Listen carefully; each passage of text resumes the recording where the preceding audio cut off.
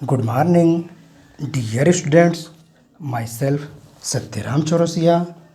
Now we are going to study vector form of Ohm's law or Ohm's law in microscopic form.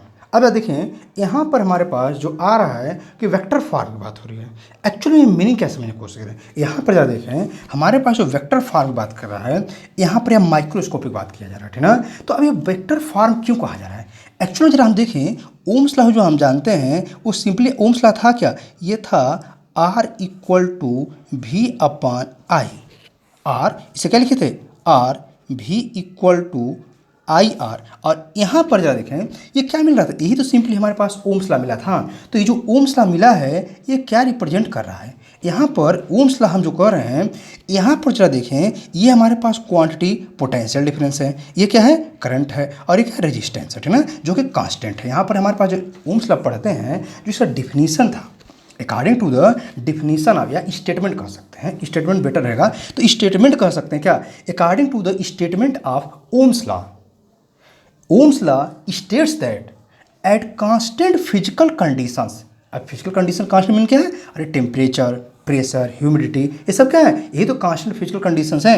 Eight constant physical conditions electric current flowing in the conductor is directly proportional to the potential difference across its ends of conductor. जो हमारे पास conductor है यहाँ पर simply हम consider कर सकते हैं क्या? जैसे हमारे पास जो कंसीडर कर लें, ये हमारे पास क्या है? एक कंडक्टर है। ये एक कंडक्टर है जो कि हमने क्या किया, यहाँ पर इसको कनेक्ट कर दिया है किसी सर्किट के थ्रू। यहाँ पर हमारे पास किसी सर्किट के थ्रू जब कनेक्ट कर दिया गया तो क्या है? ये पॉजिटिव मिल गया, नेगेटिव मिल गया। इसके बारे में हमने डिस्कस ओम्स लॉ में ही डिस्कस कर चुके हैं। तो यहाँ पर क्या मिलेगा? पोटेंशियल डिफरेंस भी मिलेगा, करंट जो फ्लो आई फ्लो हो रही है, ठीक। अब क्या कर रहा है कि जो एंड्स पर हमारे पास, यही तो कंडक्टर के एंड्स है हमारे पास, इसकी लेंथ कितनी है? L है, और यहाँ पर हम क्रॉस सेक्शन एरिया जो मान लेते हैं वह ए मान लेते हैं, ठीक। तो ये हमारे पास यूनिफॉर्म ही मान लें, ठीक ना, ये हमारे पास यूनिफॉर्म कंसिडर कर लें।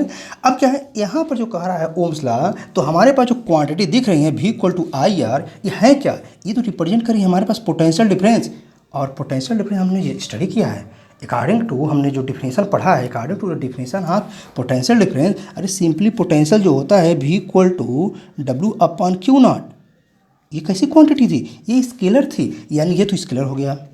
आई करंट, इसके बारे में हम लोग इलेक्ट्रिक करंट डिस्कस किए थे, वहाँ भी बताए थे कि करंट एक्चुअली इसमें डायरेक्शन तो होती है बट ये ओबे नहीं करती। किसको?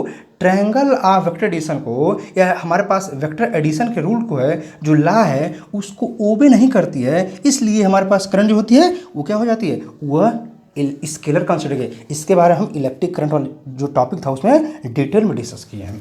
और रेजिस्टेंस हमारे पास एक प्रकार कांस्टेंट है। तो क्या दिख रहा है? ये एक्चुअल में सब कांस्टेंट, यानी हमारे पास जो दिख स्केलर्स दिख रहे हैं। तब यहाँ पर एक क्वेश्चन अराइज होता है कि सब स्केलर है तो हम वेक्टर फॉर्म कैसे लिखेंगे, ठीक। तो ये वेक्टर फॉर्म है, लेकिन जरा देखिए इसी हेडिंग को, इसी टॉपिक को हम अनदर नेम से जानते हैं, क्या? Microscopic form. तो जरा इस पर भी डिस्कस कर लें, तो हम इसे डिटेल डिस्कस कर रहे हैं कि इसे क्यों वेक्टर फॉर्म आ रहा है। तो माइक्रोस्कोपिक जो होती है फिजिक्स में, एक्चुअल हमारे पास जो फिजिक्स कैटेगराइज है टू मेनली पार्ट में कैटेगराइज है। फर्स्ट पार्ट क्या है? तो फर्स्ट पार्ट कैटेगराइज है किसमें? फर्स्ट पार्ट कैटेगराइज हमारे पास है माइक्रोस्कोपिक पार्ट। तो माइक्रो मीन्स ये हमारे पास जो हमें नेकेड आई से देखा जा सकता है, नेकेड आई से सी के इन हो, ठीक ना, वो हमारे माइक्रोस्कोपिक है। और माइक्रोस्कोपिक जो होते हैं सिंपली जो माइक्रोस्कोपिक हैं यानी माइक्रोन लेवल पर चले जाते हैं, जो हम नेकेड आई से नहीं देख सकते हैं। तो यहाँ पर जरा देखें, यहाँ पर माइक्रोस्कोपिक जो फॉर्म आ रही है, यहाँ पर मेजर करने से हम यहाँ देखने बात नहीं, हम तो जैसे बताएं कि माइक्रोस्कोपिक और माइक्रोस्कोपिक क्या डिफरेंस है, बट यहाँ पर हम देखने से रिलेटेड करें, हम क्या क्या देख सकते हैं जरा देखें। तो यहाँ पर मेजर करने से हमें रिलेशन लेना है। तो जरा देखें पोटेंशियल डिफरेंस मिल रहा है, तो पोटेंशियल डिफरेंस को जो भी मिल रहा है या पोटेंशियल डिफरेंस मिल रहा है, इसको हम क्या वोल्ट मीटर से इजिली मेजर कर सकते हैं। हमारे पास जो वोल्ट मीटर होते हैं, ठीक। सिमिलरली इलेक्ट्रिक करंट को आई को हम ओमीटर से मेजर कर सकते हैं, वोल्ट मीटर को पोटेंशियोमीटर से भी मेजर किया जाता है, दोनों हमारे पास होते हैं। और इसके बारे में और भी अगला चैप्टर में डिस्कस करेंगे कि potentiometer is more sensitive then volt meter. इसके बारे में क्वेश्चन अराइज भी होता है, एग्जाम में क्वेश्चन आते हैं कि voltmeter is superior or potentiometer, तो हमारा आंसर होगा कि पोटेंशियोमीटर इज मोर सुपीरियर। इसके बारे में हम लोग अगला जब चैप्टर पढ़ेंगे वहाँ इसे डिटेल में डिस्कस करेंगे जब हम पोटेंशियोमीटर को पढ़ेंगे। ठीक, ये तो कांस्टेंट हो गया। तो हम क्या देख रहे हैं, इस सब तो सब क्वांटिटी हमारे पास क्या है, इस सब के सब क्वांटिटी मेजरेबल है। बट जरा देखें यहाँ पर माइक्रो की वर्ड आ रही है, तो एक्चुअल में भी फार्मूला डिराइव होकर आएगा, उसे जरा हम लिख देते हैं कि हमारे पास जो फार्मूला डिराइव होकर आएगा वो आएगा क्या, वो आएगा J equal to sigma E। ये हमारे पास अभी जब हम डिराइव करेंगे तो ये फार्मूला डिराइव होकर आएगा, ठीक है ना। तो माइक्रो जो कहा जा रहा है रीजन क्या है, एक्चुअल में जे हमारे पास, जे कैसा क्वांटिटी है, J is a vector quantity, this is current density, this is current density. Sigma, sigma क्या है, तो सिग्मा है स्पेसिफिक कंडक्टेंस और कंडक्टिविटी, स्पेसिफिक कंडक्टेंस और कंडक्टिविटी है। और ये हमारे पास क्या है, यहाँ पर ई जो है इलेक्ट्रिक फील्ड है। तो ये सब क्या दिख रहे हैं, वेक्टर हैं, और ये डायरेक्टली नहीं फाइंड आउट किए जा सकते हैं। जैसे हम देखें, क्या जे को डायरेक्टली फाइंड आउट किया जा सकता है, नो। जे फाइंड आउट करने के लिए हमें cross section area find out करना पड़ेगा, इसमें जो सर्किट में करंट फ्लो हो रही है वो फाइंड आउट करना पड़ेगा। तो क्रॉस सेक्शन एरिया हम सिंपली, जो हमारे पास कोई सिलेंड्रिकल बॉडी हो, हम इसे सिंपली वर्नियर कैलिपर्स इस सुगेर से मेजर कर लेते हैं, ठीक है ना। कोई वायर होता है तो हम इसे सिंपली क्या करते हैं, इस सुगेर से मेजर कर लेते हैं, और कोई थिक वायर हो तो वर्नियर कैलिपर्स का भी यूज किया जा सकता है। ठीक, और क्रॉस सेक्शन मिल गया, और आई जो है करंट फ्लो होगी, तो जैसे हमने बताया कि ओमीटर का यूज करके हम मेजर कर सकते हैं। तो इन क्या हुआ, करंट डेंसिटी हम डायरेक्टली नहीं मेजर कर रहे हैं, ये क्या हो रहा है, इन क्वांटिटी को मेजर करने वास्ते इसको सॉल्व कर रहे हैं, यानी हम डायरेक्टली ना तो मेजर कर सकते हैं और नहीं देख सकते हैं। जैसे हमने कहा देखने के लिए, तो एक्चुअली देख तो नहीं सकते हैं, देखने तो भी तो नहीं देख सकते हैं, लेकिन डायरेक्टली नहीं मेजर कर सकते हैं। ठीक, सिमिलरली इलेक्ट्रिक फील्ड जो हमारे पास है, तो इलेक्ट्रिक फील्ड के तो हमारे पास कई फार्मूले हैं, ठीक ना, लेकिन हम यहाँ पर इस फार्मूले का यूज करेंगे। एक्चुअली हमारे पास इलेक्ट्रिक फील्ड का कई फार्मूले हैं, ठीक ना, तो नंबर ऑफ फार्मूले हैं, लेकिन यहाँ पर जो हमें यूज करना है वो ये करना, जरा यहाँ देखें, लेंथ ऑफ कंडक्टर हम मीटर स्केल से मेजर कर लिए, और भी क्या पोटेंशियल डिफरेंस हमने यहाँ पर जो वोल्ट मीटर लगा रखा है या पोटेंशियोमीटर यूज कर रखा है उससे मेजर कर लिए। ठीक, तो वोल्ट मीटर से, तो ये क्या दिखा, ये हमारे पास कोई क्वांटिटी डायरेक्टली मेजर नहीं किया गया, हमें मेजर करने के लिए पहले कंडक्टर की जो लेंथ होगी मीटर स्केल से मेजर करना पड़ेगा, और ये पोटेंशियल डिफरेंस को हम पोटेंशियोमीटर और वोल्ट मीटर से मेजर करेंगे, और तब इसको सॉल्व कर रहे हैं। मीन्स ये क्वांटिटी जो है ये डायरेक्टली मेजर ये भी नहीं की जा सकती हैं, इन्हें मेजर करने के लिए, इलेक्ट्रिक फील्ड को मेजर करने में इन्हें पहले मेजर करना पड़ेगा। एक्चुअली यही रीजन है यहाँ पर, ये जो हमारे पास क्वांटिटी दिख रहे हैं एक्चुअली दोनों के दोनों वेक्टर होती हैं, इसलिए जो हमारे पास जब सॉल्व करके आती क्वांटिटी, एक्चुअल में हमारे पास ओम्स लॉ ये जो है इन्हीं को जब सॉल्व किया तो ये आया है, तो इसलिए हमारे पास यहाँ तो स्केलर फॉर्म कहलाते हैं, this is known as scalar form. ये क्या कहलाएंगे, ये कहलाएगी स्केलर फॉर्म। ये क्या हो जाएगा, ये हो जाएगा स्केलर, ये हमारे पास स्केलर फॉर्म हो जाती हैं। ठीक, और ये हमारे पास हो जाती हैं वेक्टर फॉर्म।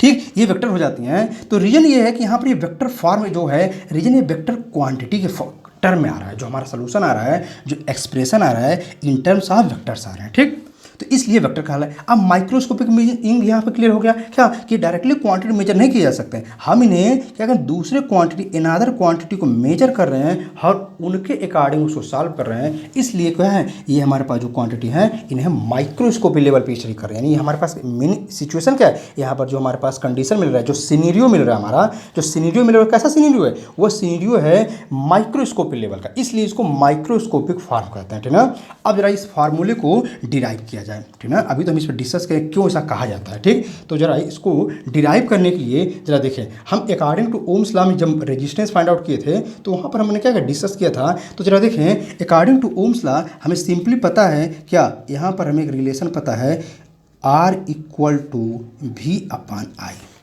ठीक, इसी question 1 and also R equal to, हमें एक एक्सप्रेशन और पता है, वह क्या है, वह यह है कि m upon N E square tau, और यहाँ पर इसके साथ क्या आ जाता है, L अपान ए आ जाता है। ठीक ना, ये हमारे पास जो एक रेजिस्टेंस है, इसे इक्वेशन 2 कंसिडर कर लें। ठीक, अब जरा देखें, तो हमारे पास LHS दोनों इक्वेशन के इक्वल दिख रहे हैं, तो RHS भी क्या होंगे, सेम होंगे। तो जरा इसे हम क्या करें, कंपेयर करके इक्वल कर दें, देयरफॉर क्या मिल जाएगा, V upon I equal to, यह मिल जाएगा m upon N E square tau into L upon ए।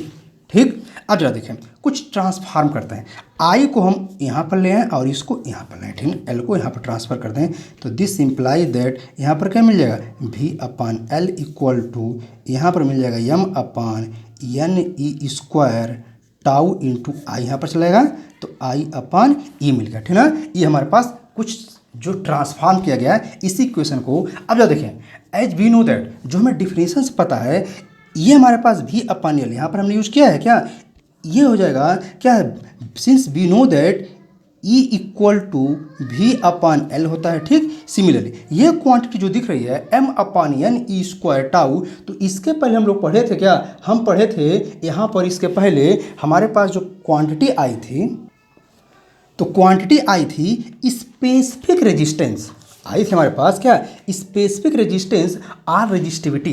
तो रेजिस्टिविटी जो आया था तो रो इक्वल टू यही तो आया था जब सॉल्व किया गया था, M upon N E square tau. इसको हमने प्रीवियस लेक्चर में इस जब हम पढ़े थे स्पेसिफिक रेजिस्टेंस, वहाँ पर इसको सॉल्व किए थे, ठीक। एंड आई अपान ए, ये क्या मिल गया, जे इक्वल टू, हमारे पास ये क्या होती है, ये हमारे पास J equal to I upon A, this is current density, ठीक। तो जरा देखें, तो ये इक्वेशन हमारे पास जो मिल रहा है यहाँ पर दिस वी अपान एल मतलब यहाँ पर क्या मिल जाएगा, ये मिल जाएगा ई इक्वल टू ये this quantity rho and this quantity J. तो हमें मिल गया क्या, यह रिलेशन मिल गया, ठीक है ना। यह रिलेशन हमको मिल गया क्या, यह क्वांटिटी जो हमें रिलेशन मिल रहा है, तो हमने क्या किया, यह रिलेशन फाइंड आउट कर लिया, ये रिलेशन फाइंड आउट कर लिया। अब जरा देखें, यहाँ पर हमारे पास जो क्वांटिटी मिल रही है, यहाँ पर इस क्वांटिटी को जरा देखें, अभी इसके पहले हम लोग डिस्कस किए थे क्या, हम पढ़े थे क्या, स्पेसिफिक कंडक्टेंस आर कंडक्टिविटी,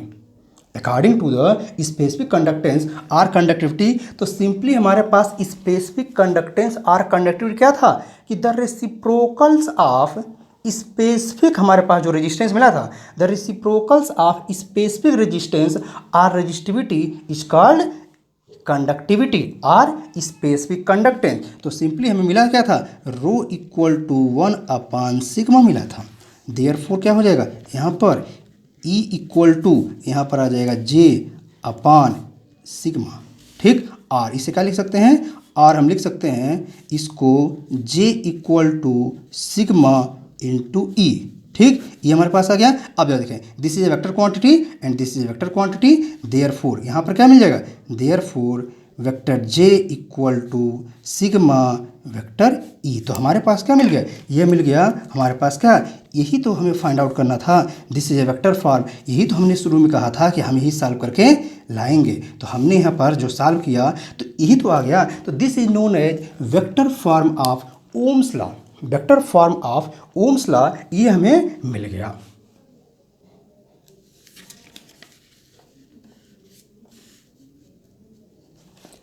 दस, अकॉर्डिंग टू दिस फार्मूला हम क्या कर सकते हैं, कंक्लूजन क्या निकल रहा है। यहाँ जरा देखें, ये हमारे पास सिग्मा तो कांस्टेंट क्वांटिटी है, अगर एक कांस्टेंट क्वांटिटी है तो जे हमारे पास जो मिल रहा है, तो जे हमारे पास क्या कर सकते हैं, directly proportional to electric field E. ये क्या कर सकते हैं कि जो जे है ये डायरेक्टली यानी करंट डेंसिटी हमारे पास डायरेक्टली प्रोपोर्शनल टू, यहाँ पर क्या मिल जाए, इसे हम जरा वेक्टर भी दिखा दें, ठीक है ना। यानी क्या, अकॉर्डिंग टू दिस फार्मूला और दिस फार्मूला कह सकते हैं कि हमारे पास यहाँ पर जो मिल रहा है ये सब कंक्लूजन क्या निकल जाएगा, या कह सकते हैं according to the microscopic form of Ohm's law, या Ohm's law in microscopic form और vector form of Ohm's law, इसका कंक्लूजन जो निकल रहा है क्या कर रहा है कि current density at any point of the conductor is directly proportional, किसका सिंबल है, डायरेक्टली प्रोपोर्शनल है to the electric field strength, या कह सकते हैं इंटेंसिटी ऑफ इलेक्ट्रिक फील्ड कह सकते हैं। ये हमारे पास क्या है, सिंपली इलेक्ट्रिक फील्ड स्ट्रेंथ भी कहा जाता है ना। At that point and the direction of J is same as direction E. तो हम सिंपली जानते हैं कि यहाँ पर हमारे पास जो सर्किट में करंट फ्लो हो रही है, यहाँ पर ये जो हमारे पास डायरेक्शन ऑफ करंट है, तो यहाँ पर इलेक्ट्रिक फील्ड का भी डायरेक्शन क्या होगा, यही हमारे पास मिलेगा, और जे का भी डायरेक्शन क्या हो जाएगा, यही हमारे पास जे का भी डायरेक्शन हो जाएगा, यानी डायरेक्शन ऑफ जे यानी current density and electric field both are same. अब एक चीज और देखें, यहाँ पर जो हमारे पास फार्मूला मिल रहा है J equal to sigma E, यानी यहाँ पर एक चीज़ और हम कह सकते हैं, कंक्लूजन एक और निकल रहा है। क्या कंक्लूजन? वो यह निकल रहा है कि करंट डेंसिटी को हम चाहें तो एक नया फार्मूला भी हमारे पास आ गया, new formula for current density, यानी करंट डेंसिटी को हम सिंपली कह सकते हैं क्या है, एक प्रोडक्ट है, scalar product of electric field with हमारे पास सिग्मा क्या है, तो सिग्मा सिंपली है स्पेसिफिक कंडक्टेंस और कंडक्टिविटी, यानी करंट डेंसिटी जो है स्केलर प्रोडक्ट ऑफ है कंडक्टेंस और इलेक्ट्रिक फील्ड का। यानी यहाँ पे क्या हुआ, ये हमारे पास मिल गया vector form of Ohm's law. Thank you.